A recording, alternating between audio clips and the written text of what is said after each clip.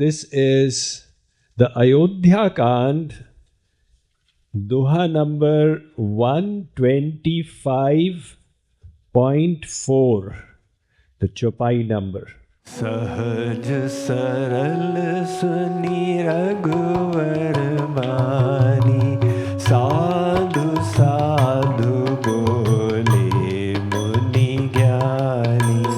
Sahaj saral suni raghuvar bani, sadhu sadhu bole muni gyani. Sahaj saral suni raghuvar bani, sadhu sadhu bole muni gyani. Sahaj saral suni raghuvar bani, sadhu sadhu bole muni gyani. कसन कहु अस रघुकुल केतु, तुम पालक संतत श्रुति सेतु। कस न कहु अस रघुकुल केतु, तुम पालक संतत श्रुति सेतु। कसन कहु अस रघुकुल केतु, तुम पालक संतत श्रुति सेतु।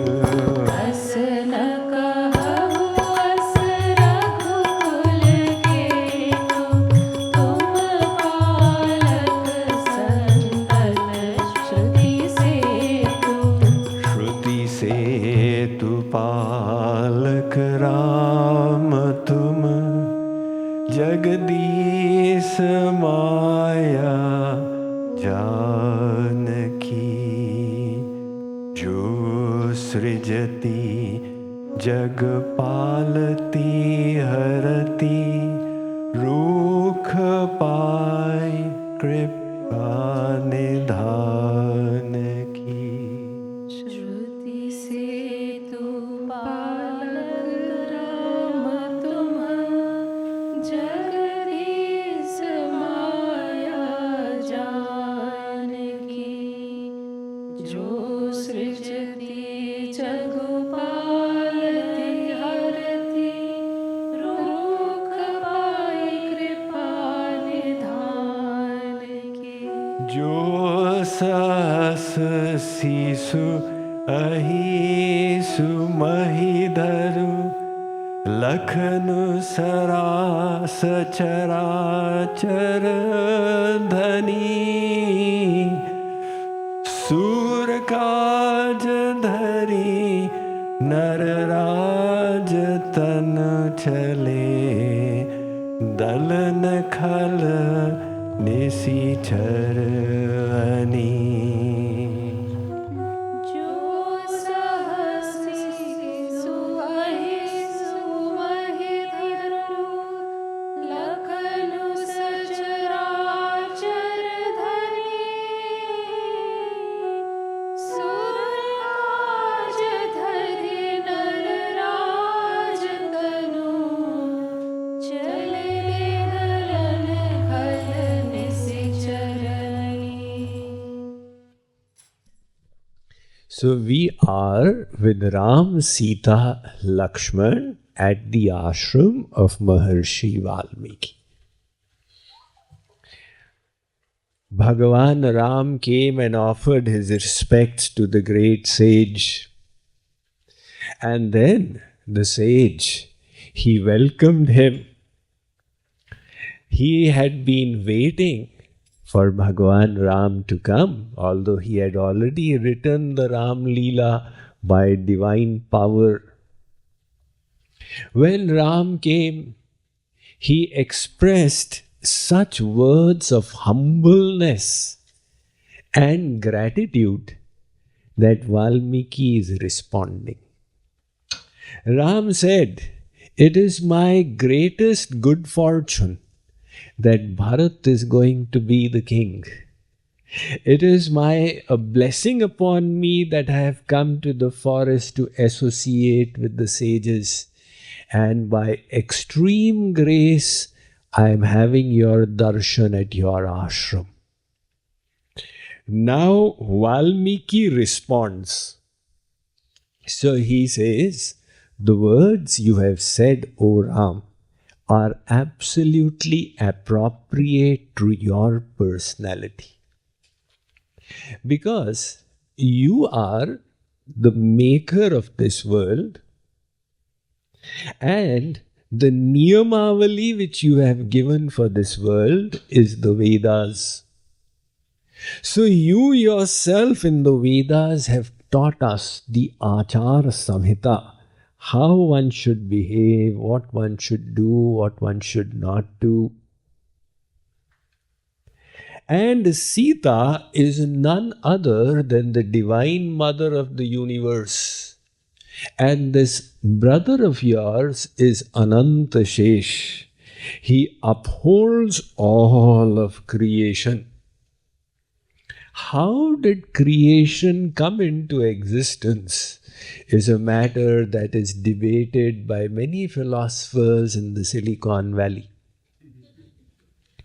So, of course, we have all heard the most popular amongst those theories, which is the Big Bang theory. Historically, starting a little after the medieval period, Descartes, Spinoza, Leucippus, Democritus, they propounded that there was a mass of gas which exploded and scattered. And then with the passage of time, it cooled down and the world came into being. Which means that this world is the consequence of a random creation. But there are two problems in this theory. The first is that where did that mass of gas come from? You have just pushed the question one step back. We say, how did the world come into being? You say, from the mass of gas. But the question still remains. And the second is that there is so much of order in this universe. It is so astonishing, every little thing.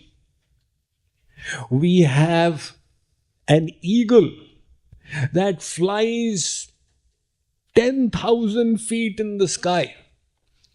But for its fodder, it has been blessed with the vision that from there it is able to check which living entity is moving and which has now come to a standstill. Its pran has left the body. If you throw a dead mouse out from your house, within a few minutes an eagle will come down to swoop and take it away. Imagine the power of its eye. And then you have got the homing birds. You know, once we had some work for some pigeons to be released as a sign of peace. So in Dallas, we contacted somebody who keeps these pigeons. They were brought to the Radha Krishna temple of Dallas at night and kept there in the dark. And then early morning, before the first rays of the sun, I was to release them. The lady who had them said, look, handle them very gently. Remember, their bones are hollow. Their bones are so light. I said, did they get crushed in the past by someone? She said, yes. I said, don't worry. So I held them like this and then released them. One by one, they would fly up, do a reconnaissance, and head straight for the house from which they had been brought. How in the world did they come to know? You know, prior to email, there used to be the regular postal mail, which is nowadays called snail mail. And prior to that was pigeon mail. The homing pigeon would be taken 1,000 miles away.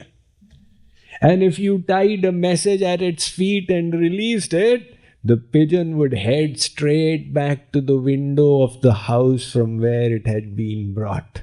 Imagine, did the head of the pigeon get created by a bang? In fact, even the coronavirus could not have been created by a bang. You see, it is, after all, it has got its DNA, scripting, which is so complex. One scientist, philosopher, mathematician, Fred Hoyle, he said, to think that this world got created by a bang is like to say that a strong wind passed by the backyard and it churned the loose parts there until a car got created by accident. In creation, there are so many astonishing things. You people wear silk. The Pandits, with great respect for the cloth, they put on silken cloth.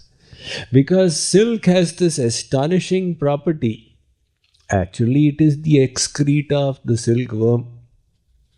Now you ask a Pandit, even by chance they touch animal excreta, they'll say, I need to bathe 3 times before I do puja. But the same Pandits are putting on the excreta of the silkworm to do puja. Because it has this amazing property, it doesn't catch dirt. And the same property is in silver.